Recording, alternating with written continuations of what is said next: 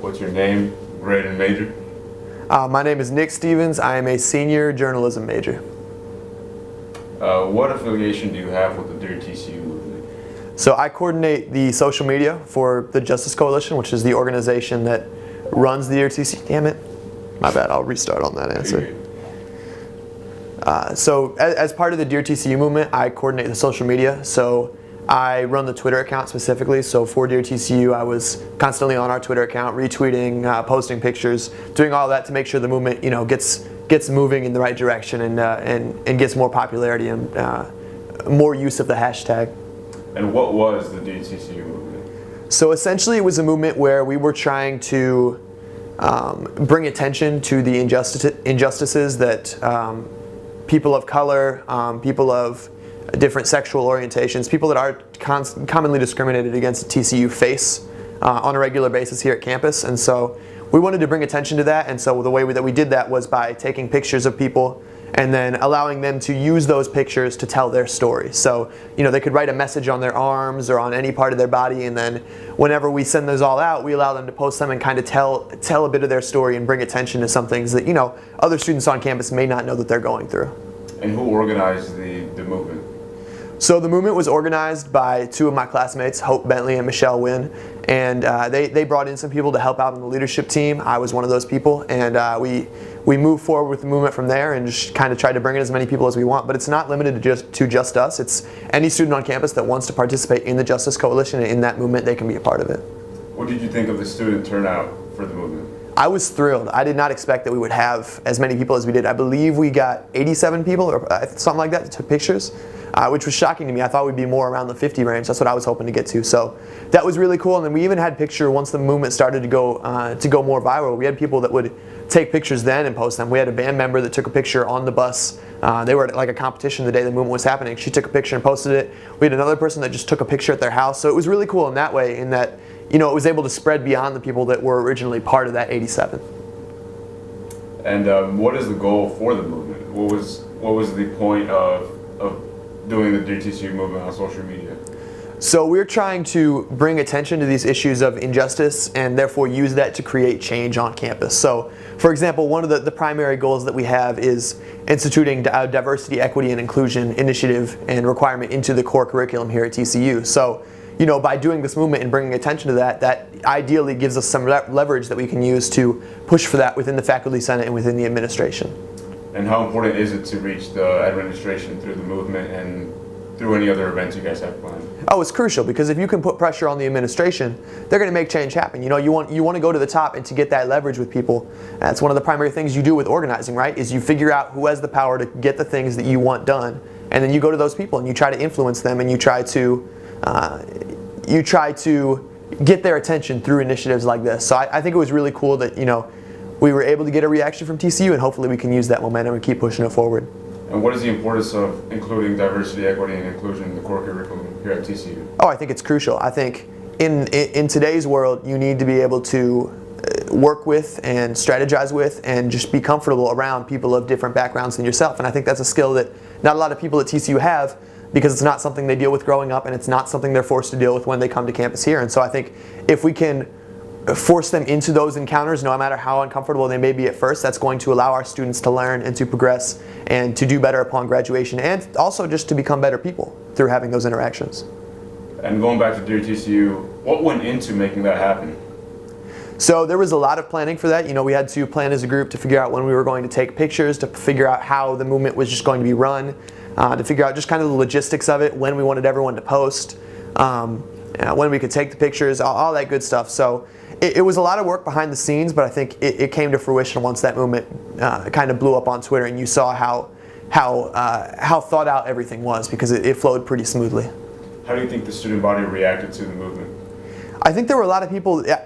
I think and I hope that it reached a lot of people that weren't aware of some of these issues beforehand. And I think one of the good things about it is that we had a lot of different kinds of people and people of different backgrounds that participated in it. And so by doing that, you're already reaching a number of different people and all of their friends and all of their acquaintances, and then that just moves on from there. So obviously I don't know for sure, but from what I saw and from what I believe, I'm hopeful that we reached a large number of students, and that they'll realize that these are things that students on our campus are facing. And how did the turnout and stories affect you personally? I was really touched by a lot of it. So running the TCU Justice Coalition Twitter account, I saw everything that was posted on Twitter, and so that was really powerful for me because, you know, a lot of these stories, even as someone that was running them and that was taking the pictures, you don't necessarily know everyone's stories until you read them. And I think that's something that, you know, we can learn from a societal point of view, is like, you don't know people's stories until you really hear them. And so it's important to seek out those people whose stories you don't normally hear and listen to them and really understand where they're coming from. And so I think we were able to do that with that movement, and that was a really cool thing that I got to be a part of.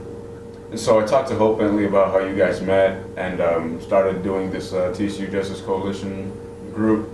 Can you tell us a little bit more about that? How did you guys meet? How did you guys think of doing this? Sure, yeah. So it stemmed from a class we took last year. We took a civil rights movement class, and we went on a spring break trip around different historic civil rights locations in the South. And that really struck us, because it's one thing to read about it, it's another thing to be there and to see it, right? And to see these organizers. And we met some of the people that worked during the civil rights movement. And so I think that had a really profound impact on us.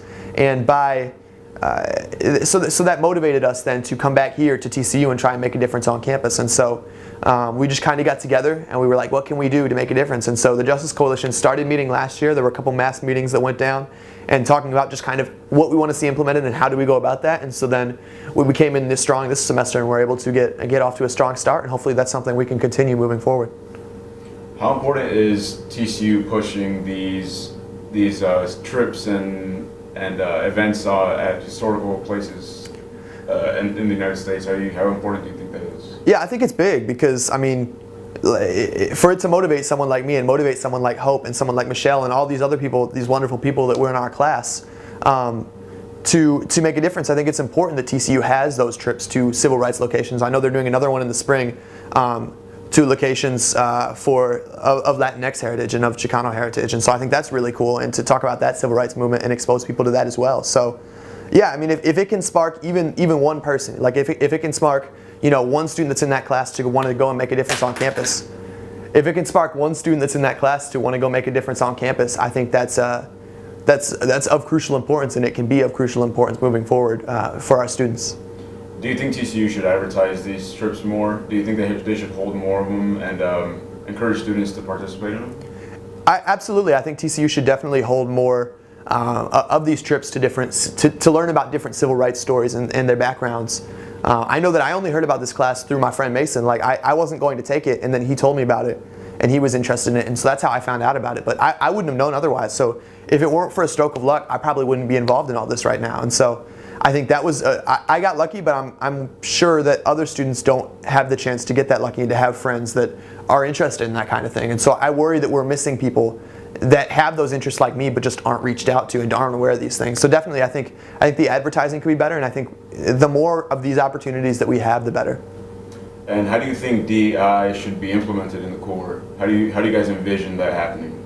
So to implement DEI in the core is difficult, right? Because a lot of TCU students always have incredibly busy schedules. The important thing is that to note is that it won't be another class. It's essentially going to meet with other requirements, and there's a term around TCU, right, that you can double dip certain requirements, and so it'll essentially just be something along those lines where it meets other requirements that you're already taking. So I think that's really important. But as far as the classroom experience, I think it's just going to be crucial for students to learn about and to interact with and to experience different cultures and people of different opinions and of different backgrounds, whether that is gender or race or sexual orientation or whatever the case may be. Because again, it's interactions that we don't all necessarily have at TCU, and so I think giving TCU students that experience will better prepare them for the real world, which doesn't look like TCU.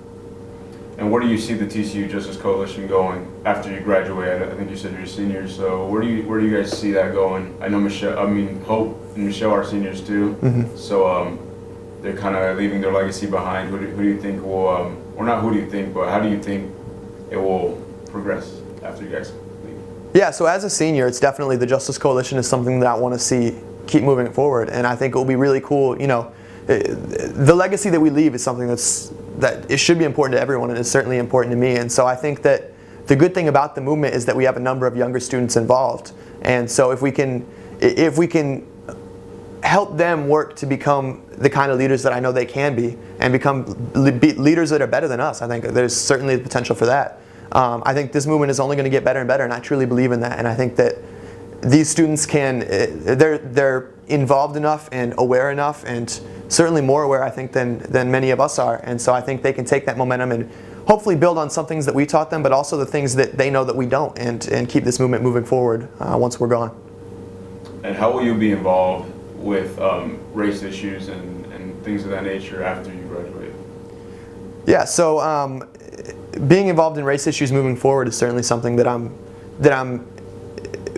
I find it very important. And so moving forward, I'm looking at graduate school in communication, and one of the things that I want to continue to focus on is race and its intersections with things like sports and with things like business and with other things like that. And so, like my honors research that I'm working on right now focuses on how we're preparing our student athletes, most of whom are African American, because I'm looking at the football program, and how we're preparing them for life after sports academically. And I think that we're not doing things that we should be doing and not necessarily preparing them fully. And so that kind of research and that investigative reporting is something that I hope to take forward into and keep moving forward in my life once I graduate. All right, that should be good. Bet. Thank you. No problem. Okay, we're